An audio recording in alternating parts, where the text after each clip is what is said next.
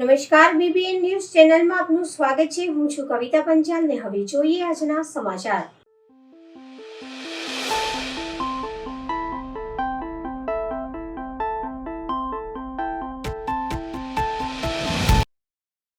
નગર પ્રાથમિક શિક્ષણ સમિતિના અધ્યક્ષ નિશિત દેસાઈની નગર પ્રાથમિક શિક્ષણ સમિતિ ખાતે પ્રાર્થના સભા યોજાઈ। નગર પ્રાથમિક શિક્ષણ સમિતિના અધ્યક્ષ આકસ્મિક નિદાન થયું હતું, જેને લઈને સમગ્ર ભારતીય જનતા પાર્ટી વડોદરામાં મહાનગરપાલિકા અને નગર પ્રાથમિક શિક્ષણ સમિતિમાં શોકનું મોજું ફરી વળ્યું હતું।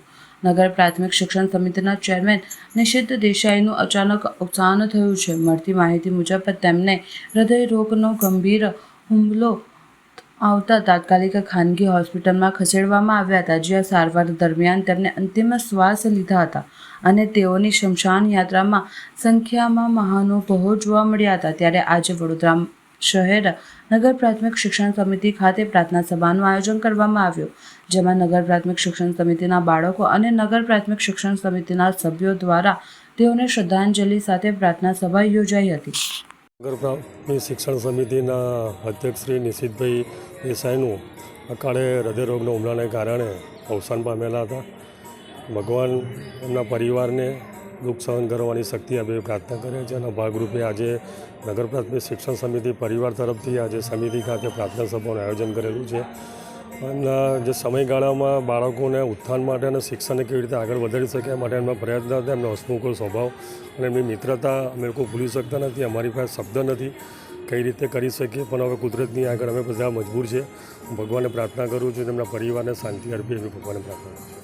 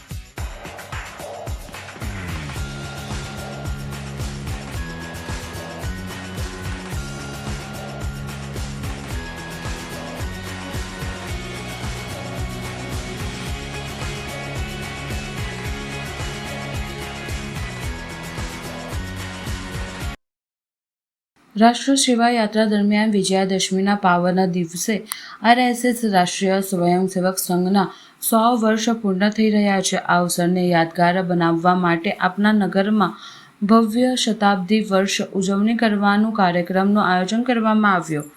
શ્રી વિજયાદશમીના પાવન પર્વ પર હિન્દુ સમાજમાં પુરુષ અને શક્તિનું જાગરણ ઉજવાયું। આ પવિત્ર અવસરે રાષ્ટ્રીય સંઘને યાત્રાએ 100 વર્ષ પૂર્ણ કર્યા હોવાના આનંદસભર ઉજવણી યોજાઈ। વિશ્વ શાંતિ અને માનવ કલ્યાણના ઉદ્દેશ્ય સાથે ચાલી રહેલ આ પ્રદઢ યાત્રાને સંપ્રદાય રૂપે વિશેષ રીતે યાદ કરીને કાર્યક્રમમાં વક્તા તરીકે માનનીય સંચાલક જગદીશભાઈ પટેલે પ્રેરણાદાયી સંદેશ આપ્યો। મુખ્ય અતિથિ તરીકે પ્રતિષ્ઠિત કંપનીના ડાયરેક્ટર અને ગુજરાતી મરાઠી કવિ શ્રી મકરંદ મસલે હાજર રહ્યા હતા। નગર કાર્યવાહ રાકેશ કનોજિયાએ આયોજન કર્યું હતું। વિજયાદશમીની હાર્દિક શુભકામનાઓ સાથે કાર્યક્રમ સફળતાપૂર્વક પૂર્ણ થયો।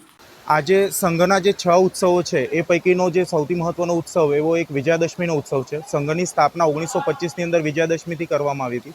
આજે સંઘને 100 વર્ષ પૂર્ણ થયા છે અને આ 100 વર્ષની જે સેવાગાથા છે એનું આપણે પ્રત્યક્ષ નિદર્શન અહીં આગળ જોઈ રહ્યા છો। સંઘના સ્વયંસેવકો દૈનંદિન શાખાની અંદર જે પણ દંડના પ્રયોગો, શારીરિક પ્રયોગો અને બૌદ્ધિક પ્રયોગો જે પણ કરે છે એનું એક પ્રાત્યક્ષિક તમે અહીં આગળ જોઈ રહ્યા છો અને એ શિસ્ત, એ સેવાની જે એક ઝલક એ તમને આ કાર્યક્રમમાં જોવા મળશે।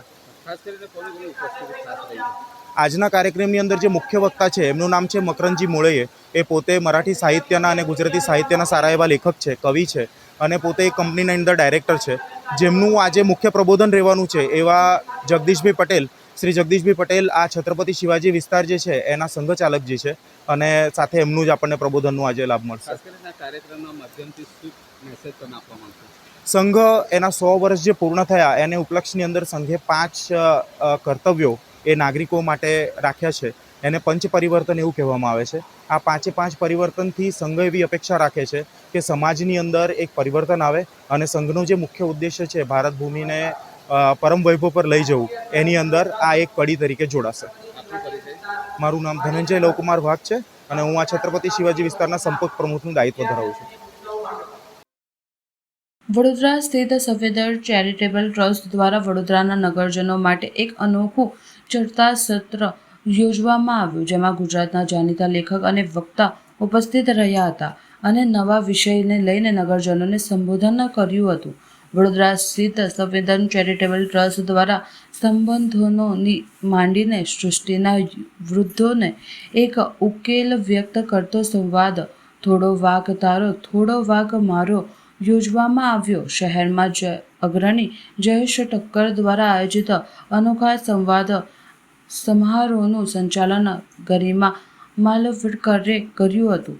થોડો વાક તારો થોડો વાક મારો કાર્યક્રમમાં સૌ પ્રથમવાર ગુજરાતના જાણીતા લેખક અને વક્તાઓ સાથે એક મંચ પર આવ્યા. કાજલો ઓઝા વેદ અને જાણીતા કટાર લેખક અને વક્તા જય વસાવડાએ એક મંચ પરથી થોડો વાક તારો થોડો વાક મારો વિષય પર તેમના વિચારો પ્રકટ કર્યા હતા, જેમાં દેશ વિદેશ તેમના પ્રવાસોના અનુભવો વ્યક્ત વર્ણવ્યા હતા. ત્યારબાદ બંને જણાએ પ્રેક્ષકોના મૂંઝવતા પ્રશ્નોના ઉત્તરો આપ્યા હતા. હવે ગરમ બહુ લાગી હશે એમને, કોફી છટકી ગઈ હાથમાંથી. એક લેડી બોર્ડિંગ પાસ લે છે મારો હાથમાં, અને મેં 9 નક્કોર વ્હાઇટ કલરનું લીધેલું પેન ત્યાંથી જ લીધેલું, વ્હાઇટ જ પેન્ટ. હું ભાગ્યે ઓછા પહેરું વ્હાઇટ પેન્ટ. પૂછો કાજલ બેન, હું ખોટું કહેતો હતો. વળી તેની વળી વ્હાઇટ પેન્ટ પહેર્યું, સીધો કાર્યક્રમમાં જવાનો હતો. ત્યાંથી ઉતરીને રાલે ગામની અંદર અને ડલાસના એરપોર્ટ ઉપર સવારે બનેલી ઘટના, એટલે મારા પેન્ટનો ફોટો મેં પાડેલો છે. મારી ભેગો એક મિત્ર હતો ચેતન જેઠવાને ફોટો પાડી લીધો. એટલે પેન્ટ આખું કોફી કલરના ઓલો વડોદરાનો વડલો છે ને એવી જ ડિઝાઇન થઈ ગઈ એની ઉપર. મિત્રો અમને મળીને ગયા અને કીધું કે વાહ, અમારો નવરાત્રીનો થાક ઉતરી ગયો. એટલે આ વખતે તમને ઘણા બધાને પ્રશ્ન થતો હશે કે નવરાત્રી હમણાં જ પતી છે ને પ્રવચનનો કાર્યક્રમ, પણ અમારો હેતુ એવો છે કે આ સંસ્કારી નગરીની જે ઓડિયન્સ છે એનો નવરાત્રીનો થાક, આ વખતે તો નવરાત્રી પાછી 10 દિવસની નથી એટલે થાક બમણો હશે. એટલે સ્પીકર પણ બે છે. આપણી પાસે 2 હોનહાર સ્પીકર્સ છે. એક છે શ્રીમતી કાજલોઝા વૈદ્ય અને એક શ્રી જય વસાવડા. અને હું આપને સર્વને જાણ કરવા માંગુ છું કે દિલગીર છું કે આરજે દેવકી નથી આવી શક્યા નાદુરસ્ત હોવાના કારણે. We gave her wishes for her speedy recovery. She has been hospitalized.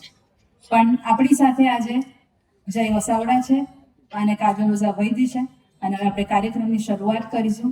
કાર્યક્રમ થોડો વાગતારો. શાને જુદાઈમાં જાય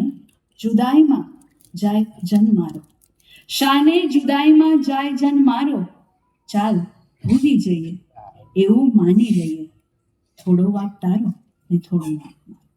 શાને જુદાઈમાં જાય જન મારો, ચાલ ભૂલી જઈએ એવું માની લઈએ, થોડો વાક તારો ને થોડો વાક મારો.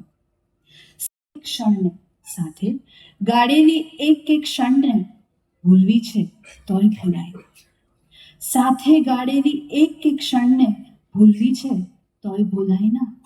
પૂછવા ચાહીએ હાલ દિલના, તો એકબીજાને પૂછ્યું પૂછાય ના. હાથને સોંપી પાર રે ઉતરી, શાને છોડ્યો તો કિનારો, થોડો વાક તારો ને થોડો વાક મારો. એક નાની જીદ ને થોડા અભિમાનમાં, આપણે તો કેટલું એ ખોયું. લાગણી વિના એક ફૂલ કરમાતું આપણે જુદા થઈને જોયું. કે એક નાની જીદ ને થોડા અભિમાનમાં આપણે તો કેટલું એ ખોયું, પાણી વિના એક ફૂલ કરમાતું આપણે થી જે આનંદથી જે ઉમંગથી આવ્યા છો. હું આશા રાખું કે અમે બંને જણા એ તમારી એક્સપેક્ટેશન પ્રમાણે વાત કરીએ. જયેશભાઈ છેલ્લા કેટલાય વર્ષોથી નવરાત્રિ કરે છે અને એમણે આ નવરાત્રિની વાત કરી કે માતાજીએ પ્રેરણા કરી. આ સરસ્વતીની જ પ્રેરણા છે કે આવો વિચાર એમને આવે. કેટલાય લોકોના સંબંધો વિશે જયભાઈ પર પણ મેલ આવે છે, મારા ઉપર પણ ફોન આવે, મેલ આવે. કેટલા બધા લોકો એવું ઈચ્છે કે હવે એમના સંબંધોમાં રસ લઈએ, એમના સંબંધોને સુધારી આપીએ, એમને કંઈ એડવાઇસ કરીએ. શ્રી રતન ટાટાનું દેહાંત થયું હતું અને આપણે એક આકસ્મિક પ્રોગ્રામ રાખ્યો હતો અને વિથિન 24 અવર્સ જયભાઈ વસાવડાને અમે બોલાવ્યા. જયભાઈ આવ્યા અને પ્રોગ્રામ પણ ખૂબ જ સફળ થયો હતો.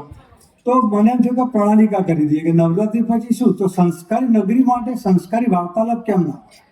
અને સંસ્કારી વાર્તાલાપ માટે સમજો કે કોઈ સ્ટેડિયમ હોય ક્રિકેટનું તો ઘણી વખત ખાલી જતા હોય છે, પણ જ્યારે ખબર પડે કે વિરાટ કોહલી ને રોહિત શર્મા રમવાના છે તો સ્ટેડિયમ ખીચોખીચ ભરાઈ જાય.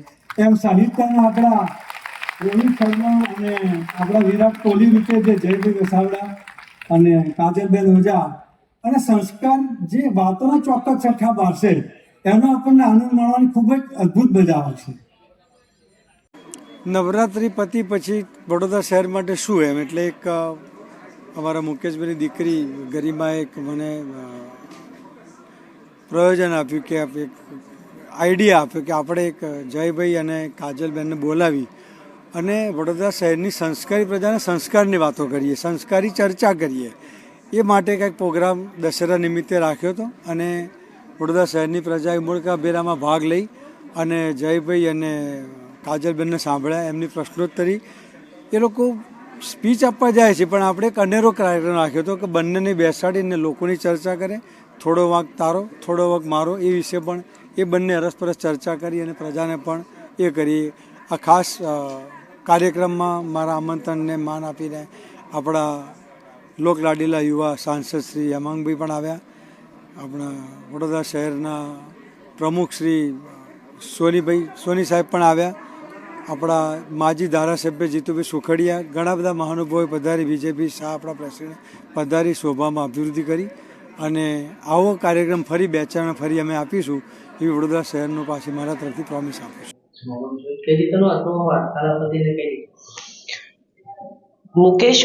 મુકેશ માલવણકરના ગીત થોડો વાંક તારો થોડો વાંક મારો એ આ કાર્યક્રમનું ટાઇટલ હતું. જયભાઈ વસાવડા, હું અને ગરિમા, મુકેશભાઈની દીકરી જે બહુ જ બ્રિલિયન્ટ છે, એણે આ કાર્યક્રમનું સંચાલન કર્યું. સંવેદન ચેરિટેબલ ટ્રસ્ટ એટલે જયેશભાઈ જે વર્ષોથી વડોદરામાં સૌથી મોટા ગરબા કરે છે, એમણે આ એક ઇનિશિયેટિવ શરૂ કર્યો છે અને આ બહુ મજા આવી અમને બધાને, લોકોને પણ બહુ મજા આવી. કારણ કે આપણે સંબંધો વિશેની વાત જ્યારે પણ કરીએ ત્યારે હું માનું છું બધા એન્જોય જ કરે. અને જયભાઈની શૈલી આગવી છે, રમૂજ સાથે સિરિયસ વાત કહી દે. મારી પોતાની શૈલી છે. દેવકી અનફોર્ચ્યુનેટલી શી વોઝન્ટ વેલ એટલે આવી શકી નહીં. એકચ્યુઅલી વડોદરાને ગૌરવ થાય અને આખા ગુજરાતને ગૌરવ થાય એવી ઘટના વડોદરામાં બને છે. સંવેદનવાળા અમારા જે જયેશભાઈ છે એ એવા ગરબાનું આયોજન કરે છે કે જે ગરબાની અંદર કોઈ પ્રકારનું કોમર્શિયલ એલિમેન્ટ હોતું નથી. એ કે કોઈ જાહેરાતો એવી રીતે નથી લેવામાં આવતી, ન કોઈ પાસ વેચવામાં આવે છે, અને છતાં લિમ્કા બુક ઓફ રેકોર્ડ્સની અંદર નોંધાઈ જાય એ લેવલના સ્કેલનું આયોજન થાય છે. તો એમની એવી ઈચ્છા હતી કે નવરાત્રિ પૂરી થાય ત્યારે કંઈક આપણે ઉત્સવ ઉજવીએ. અને નવરાત્રિની અંદર તો શું છે, તનનો ઉત્સવ છે, કારણ કે આપણે નાચી ગાઈને મજા કરીએ આખો દિવસ, થાકી જવાય તો પણ માણસ બંધ ન કરે ગરબા લેવાનું. તો હવે મનનો ઉત્સવ પણ કરીએ. તો મનનો ઉત્સવ એટલે આ વાતનો વિચાર મેળો. અને વડોદરા સયાજીરાવની ભૂમિ છે તો એની અંદર તો વાત અને વિચારની ચર્ચાની સરસ મજાની બાંધણી થાય જ. તો મુકેશ માલવણકર અહીં વડોદરામાં જ રહે છે, એમના ગીતની પંક્તિ છે આ. અને આખી દુનિયાની અંદર અત્યારે આ સમસ્યા છે ને એ ઉકેલી શકે એવું જાદુ છે આ પંક્તિમાં. થોડો વાંક તારો, થોડો વાંક મારો, થોડી વાત તારી, થોડી વાત મારી. આટલું એકબીજા જો સમજી જાય તો વિશ્વ કક્ષાના પ્રશ્નો પણ સુધરી જાય અને કુટુંબ કક્ષાના પ્રશ્નો પણ સુધરી જાય. તો મારે અને કાજલબેને ચર્ચા કરવાની છે. બાકી તો બધું મોડરેશન છે. ગરિમા અને દેવકી હાજર રહેવાના હતા, પણ હવે નાદુરસ્ત તબિયતને કારણે અત્યારે નિશ્ચિત નથી. પણ અમે સરસ મજાની વાતો કરી.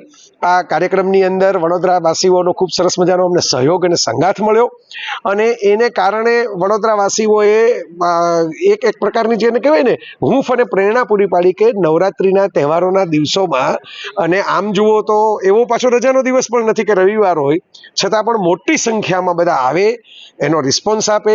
જયેશભાઈને બધા આયોજક મિત્રોની અમારી આખી ટીમ છે, એમણે કોઈ જેમ ગરબામાં પાસ નથી લેતા અને પૈસાના પેલા નથી કરતા, એમ અહીં પણ એન્ટ્રી ફ્રી છે, ઓપન ફોર ઓલ છે, જેને આવવું હોય આવી શકે. તો હું આભાર માની લઉં ફરી એકવાર એટલે કહું છું કે કાયમ મને આવા સરસ અનુભવો થયા છે.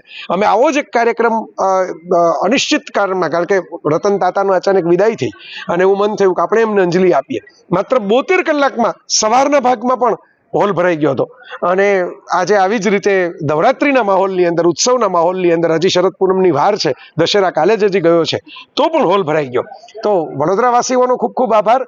અમારા બધા આયોજક મિત્રોનો હું વક્તા કાજલબેન અને અમારા બંને વતી આભાર માનું છું કે ભાઈ અમે બધા તો બોલવા તૈયાર જ છીએ, અમે તો અમારી વાતો વહેંચશું, તમે તમારા કાન આપો, તમે તમારું સ્થાન આપો, તો અમે તો કાયમ માટે આવશું અને વાતો કરશું. હવે લઈએ એક નાનકડો વિરામ.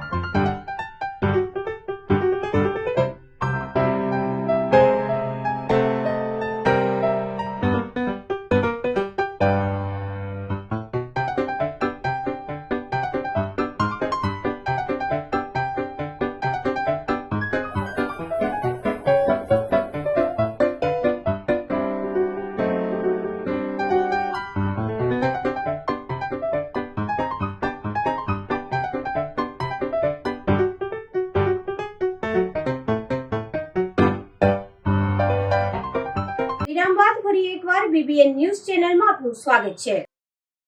વડોદરાના સાવલી તાલુકાના ભાદરવા રાજપૂત સમાજ દ્વારા શસ્ત્ર પૂજન કરવામાં આવ્યું. સર્વ ક્ષત્રિય યુવાનો દ્વારા મોટી સંખ્યામાં એકત્ર થઈ શસ્ત્ર પૂજન કરવામાં આવ્યું. સત્યના અસત્ય ઉપર વિજય એટલે વિજયાદશમી તરીકે ઉજવવામાં આવે છે.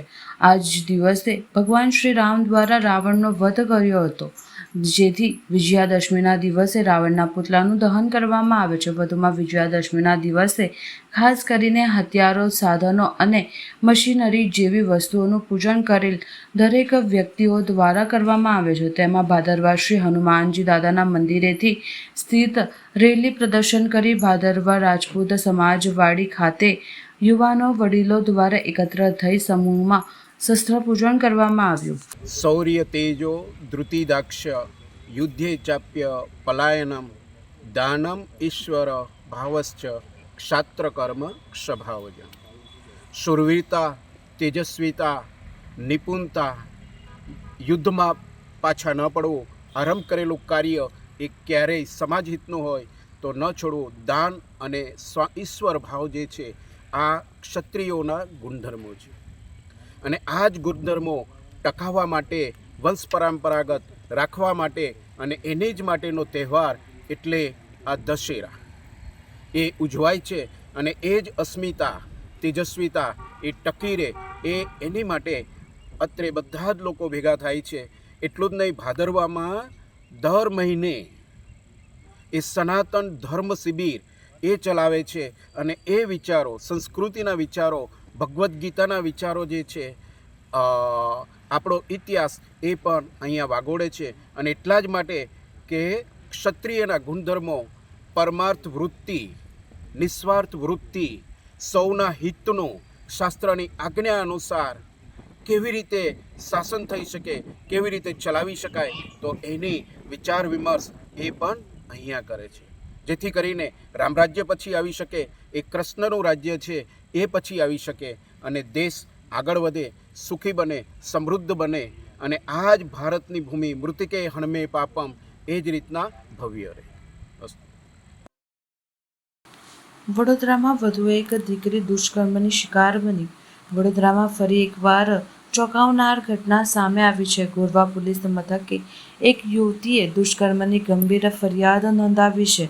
પ્રાપ્ત વિગતો અનુસાર શહેરમાં વકીલાત વ્યવસાય સાથે સંકળાયેલ કૃણાલ પરમાર પોતાની ઓફિસમાં કામ કરતી યુવતી સાથે બળજબરીપૂર્વક દુષ્કર્મ આચર્યું હોવાની વિગતો બહાર આવતા યુવતીએ ફરિયાદ નોંધાવી. યુવતીએ પોલીસને જણાવ્યું કે છેલ્લા કેટલાક સમયથી આરોપીની ઓફિસમાં કામ કરતી હતી. આ દરમિયાન આરોપીએ વિશ્વાસનો ભંગ કરી છેતરપિંડીપૂર્વક તેનો ગેરલાભ ઉઠાવ્યો. ઘટના સામે આવતા યુવતી હિંમતપૂર્વક પરિવાર સાથે વાત કરતા પરિવારને હિંમત આપી અને ગોરવા પોલીસ મથકે પહોંચી વિગતવાર ફરિયાદ નોંધાવી. પોલીસે તરત જ ગુનો દાખલ કરી તપાસ કરી છે. આરોપી સામે ભારતીય દંડ સહિતની કલમો હેઠળ કાયદેસરની કાર્યવાહી હાથ ધરાઈ છે. પોલીસ દ્વારા આરોપીને ઝડપી લઈને કાયદેસરની કાર્યવાહી હાથ ધરી. ગઈકાલે ગોરવા પોલીસ સ્ટેશનમાં એક દુષ્કર્મનો ફરિયાદ રજીસ્ટર કરવામાં આવેલી છે. સમગ્ર બનાવ એવો છે કે ભોગ બનનાર જે છે એ સેવાસી રહે છે અને વર્ક ફ્રોમ હોમ કરે છે. નર્સિંગનું ભણેલા છે અને વડુ ખાતે કોઈ હોસ્પિટલમાં ત્યાં કાર્યરત છે. એમના એક મિત્રને એવી વાત કરેલી કે ભાઈ મને વડુ અહીંથી દૂર પડે છે, તો નજીકમાં ક્યાંય નોકરી મળતી હોય તો એ અનુસંધાને એમને એપ્રોચ કરવા માટે ઇન્સિસ્ટ કરેલા હતા. એમના કોમન ફ્રેન્ડ જે હતા તો એમને આ જે આરોપી જે છે એમને પરિચય કરાવેલો અને આરોપીએ એમની ઓફિસમાં આ ભોગ બનનાર જે છે એમને કામ પર રાખેલા હતા. માસિક વેતન આપી અને એ ત્યાં કામ કરતા હતા અને કામ દરમિયાન માર્ચના બીજા અઠવાડિયાથી લઈ જુલાઈના પ્રથમ વીક સુધીમાં આરોપીએ આ ભોગ બનનારની સાથે અવારનવાર દુષ્કર્મ કરેલું છે અને જે 377 જૂના ગુના પ્રમાણે પણ હરકતો કરેલી છે. સમગ્ર બનાવ જોતા તેમાં ઇલેક્ટ્રોનિક્સ એવિડન્સ પણ પ્રાપ્ત થયા છે. આરોપીને ગઈકાલે જ ગોરવાની ટીમ દ્વારા હિરાસતમાં લેવામાં આવેલ છે અને આ અંગેની તપાસ પોલીસ ઇન્સ્પેક્ટર શ્રી ભારાઈ ચલાવી રહ્યા છે. આરોપી શું કરે છે? આરોપી પોતે એડવોકેટ છે અને સુભાનપુરા ખાતે એમની ત્યાં ઓફિસ આવેલી છે. ભોગ બનનાર કેટલા સમયથી તેની સાથે કામ કરતા? ફેબ્રુઆરીમાં એમને જોઈન કરેલું હતું ત્યાં અને જુલાઈના પ્રથમ વીકમાં ઇન્સિડન્ટ બન્યો ત્યાર પછી એમને ત્યાંથી રજા લઈ લીધેલી હતી અને ત્યાર પછી આ મોડું થવાનું કારણ તો એમ કે એમને થોડી થ્રેટનિંગને એવું પણ થતું હતું, પણ તેમ છતાંય એમના ભોગ બનનાર એમના મમ્મી પપ્પાને વાત કરી તો એમને સધિયારો આપ્યો, હિંમત આપી અને ફરિયાદ કરવા માટે તૈયાર થયા છે. બંને વચ્ચે કે અફેર કે એવું કંઈ હતું? ના, અફેર કે એવું કશું જ છે નહીં. જે છે એ કાયદાની દ્રષ્ટિએ ગુનાહિત એક્ટિવિટીઝ છે. બ્લેકમેલિંગ જેવું કંઈ? દુષ્કર્મને હા, જે એમનો કોમન ફ્રેન્ડ જે છે કે આ ઓફિસમાં એમને નોકરી અપાવવા માટે જેમને ભલામણ કરેલી હતી એ ભાઈને આ આરોપીએ આ ભોગ બનનારના ફોટોગ્રાફ્સ અને એક ક્લિપ એમને પાસ ઓન કરેલી હતી મોબાઈલમાં. અને એ જે કોમન ફ્રેન્ડ હતો એ એક સારા વ્યવહારથી એ ભોગ બનનારને આ જણાવે છે કે આવું કંઈક થોડું પ્રકરણ ચાલી રહ્યું છે. એટલે એ અનુસંધાને એમને જે ગલત એક્ટિવિટી જે કરેલી છે એ પણ એમને ફૂટેજ શેર કરેલી છે. એના કોઈ ખરાબ ફોટા કે વિડીયો બધું લીધેલું છે? હા, અત્યારે એમની ઓફિસમાંથી જે સર્વરને જે છે એ પોલીસ તપાસ દરમિયાન અમે કબજે લેવાના છીએ અને એને એફએસએલમાં પણ મોકલવાના છીએ. આની સાથે બીજું કોઈ વ્યક્તિ સંકળાયેલું હોય ગુના હેતુ? આરોપી તરીકે તો બીજું કોઈ વ્યક્તિ આમાં દર્શિત થતું નથી. એવું બની શકે કે ભોગ બનનાર તરીકે કોઈ વધારે પીડિત સામે આવી શકે. કેટલા લોકો કામ કરતા હતા? એમની ઓફિસમાં પ્રથમ એક મહિલા કામ કરતી હતી અને એ મહિલા કોઈ પણ સંજોગોમાં જોબ છોડીને જતા રહ્યા છે. એટલે ઓફિસમાં આરોપી એક જ જણ હતા. એટલે ભોગ બનનારને પણ જરૂરિયાત હતી કામની, તો એમને એપ્રોચ કર્યો તો ભોગ બનનાર અને આરોપી બંને જણ જ ઓફિસમાં કામ કરતા હતા. એ મહિલા જે પહેલા કામ કરતી તેને કે સંપર્ક કરવાનો પ્રયત્ન કર્યો પોલીસે કે આમનો નેચર કેવો હતો કે એમની જોડે કંઈ કર્યું? હા, પોલીસે અત્યારે જે પ્રથમ ઇન્વેસ્ટિગેશન જે કરવાનું હોય medical related during time bound, તો પોલીસ એ તપાસમાં પડેલી છે. બીજી એક ટીમ અમે બનાવી અને ટીમને રવાના કરી છે કે એ મહિલા કોણ હતી, તો એમનો સંપર્ક થતાં અમે એમને પણ એપ્રોચ કરીશું ઇન્વેસ્ટિગેશનના કામે. પીડિત મહિલા મુખ્યત્વે ઓફિસમાં શું કામ કરતા હતા? એડવોકેટની ઓફિસ છે એટલે રૂટીન જે ઓફિસ વર્ક જે હોય. ભરૂચના દહેજ ખાતે ગૃહ રાજ્યમંત્રી શ્રી હર્ષ સંઘવીની ઉપસ્થિતિમાં રાવણ દહનની જેમ ડ્રગ્સ રૂપી બુરાઈ દહન ₹388 કરોડના ડ્રગ્સના જથ્થાનો નાશ કરાયો. મુખ્યમંત્રી શ્રી ભૂપેન્દ્ર પટેલના નશામુક્ત ગુજરાત સંકલ્પને વધુ દ્રઢ બનાવવાના ભાગરૂપે રાજ્યના ગૃહ રાજ્યમંત્રી શ્રી હર્ષ સંઘવી નાર્કોટિક્સ જથ્થાના નાશ માટે ભરૂચના દહેજ ખાતે એન્વાયરો ઇન્ફ્રાસ્ટ્રક્ચર લિમિટેડમાં રસ નાબૂદ કાર્યક્રમની ઉપસ્થિત રહ્યા હતા. આ કાર્યક્રમ ગુજરાતભરમાંથી પોલીસ દ્વારા અમદાવાદ, રાજકોટ, મહેસાણા, કચ્છ પૂર્વ, Bhavnagar, Gir Somnath, Panchmahal, Navsari west railway, Ahmedabad west railway, Vadodara, Tapi, Surat ગામે, બોટાદ, અરવલ્લી, ભરૂચ અને બનાસકાંઠા જિલ્લાના જુદા જુદા 444-45 જેટલા ગુનામાં જપ્ત કરાયેલ ₹381 કરોડથી વધુથી કિંમતના 8,000 કિલોગ્રામથી વધુ નાર્કોટિક્સના જથ્થાનો નાશ કરવામાં આવ્યો. સરકારની રેકોર્ડ પોલિસી હેઠળ ડ્રગ્સ સામે ઉત્કૃષ્ટ કામગીરી બદલ 4 જિલ્લાના 92 પોલીસ જવાનોને ₹29.67 લાખની ઇનામની રકમ અર્પણ કરવાનું તેમનું સન્માન કરાયું. આ પ્રસંગે ગૃહ રાજ્યમંત્રી શ્રી હર્ષ સંઘવીએ જણાવ્યું કે જે રીતે ગઈકાલે આસુરી શક્તિની બુરાઈને નાથવા સમગ્ર દેશમાં રાવણનું દહન કરવામાં આવ્યું, તે જ રીતે ભરૂચની ધરતી પર ગુજરાતભરમાંથી પકડાયેલ દૂષણરૂપી ડ્રગ્સનું દહન કરવામાં આવ્યું. આ પ્રસંગે ભરૂચ જિલ્લાના જિલ્લા પંચાયત પ્રમુખ શ્રી મહેન્દ્રસિંહ વાસદિયા, સાંસદ મનસુખ વસાવા, ધારાસભ્ય શ્રી ડી.કે. સ્વામી અને રીતેશ વસાવા તેમજ અન્ય પદાધિકારીઓ અને શ્રી પોલીસ મહાનિદેશક અને મુખ્ય પોલીસ અધિકારી શ્રી વિકાસ સહાય, DGP CID crime doctor KLN Rao, range IG Shri Sandipsinh, DIGP CID crime Shri Parikshita Rathod, Bharuch police અધિક્ષક શ્રી અક્ષયરાજ મકવાણા તેમજ અન્ય જિલ્લાના પોલીસ અધિકારીઓશ્રીઓ ઉપસ્થિત રહ્યા હતા. જે રીતે ગઈકાલે આપણે સૌએ વિજયાદશમીના પર્વ પર રાવણ રૂપી બુરાઈનું દહન કર્યું, એ જ રીતે આજે આપણે સૌની નજરોની સામે આપણે ડ્રગ્સ રૂપી આસુરી શક્તિનું દહન કરવામાં ખૂબ મોટી સફળતા પ્રાપ્ત કરી છે.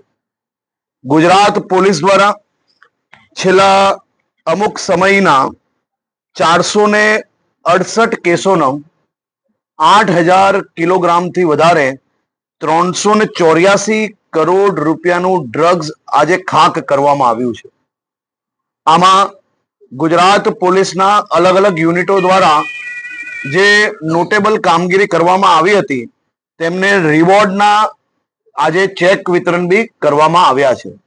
ગુજરાતના સૌ નાગરિકોને ખાસ કરીને ડ્રગ્સની સામેની લડાઈમાં વધુમાં વધુ મજબૂતાઈથી સરકારના સહયોગમાં, પોલીસના સહયોગમાં જે કોઈ માહિતી આપને પ્રાપ્ત થાય એ જરૂરથી પોલીસ સુધી પહોંચાડવા માટે હું વિનંતી કરું છું. ગુજરાત એટીએસે વાપીમાંથી એક ડ્રગ્સનું રેકેટ ઝડપી કરશે. ગુજરાત એટીએસ દ્વારા દમણમાં ચાલતી ફેક્ટરી અને વાપીમાં છુપાયેલા ડ્રગ્સને આજે ખૂબ મોટા પાયે પકડવામાં સફળતા પ્રાપ્ત કરી છે. ગુજરાત પોલીસ, ગુજરાત એટીએસ એ ખૂબ પ્રોએક્ટિવલી આ દિશામાં કામગીરી કરી રહી છે. આજે આ મોટી સફળતા બદલ હું એટીએસને અભિનંદન આપું છું. ગુજરાત એટીએસ આ બાબતની સંપૂર્ણ માહિતી મીડિયાને ડિટેલ માહિતી આપશે. કોંગ્રેસના જો આક્ષેપ છે આજની પ્રક્રિયા દરમિયાન કે આટલું બધું ડ્રગ્સ ગુજરાતમાં આવે છે તો સરકાર આ પકડવા કોંગ્રેસના કાર્યકર્તાઓ આ ગુજરાતમાં ઘૂસતા પહેલા પકડવામાં ગુજરાત પોલીસને સફળતા પ્રાપ્ત થઈ છે.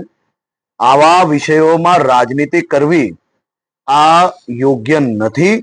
યુવાનોનું ભવિષ્ય ઉજ્જવલ બને તે માટે દુનિયા આખી ડ્રગ્સ સામે લડાઈ લડી રહી છે.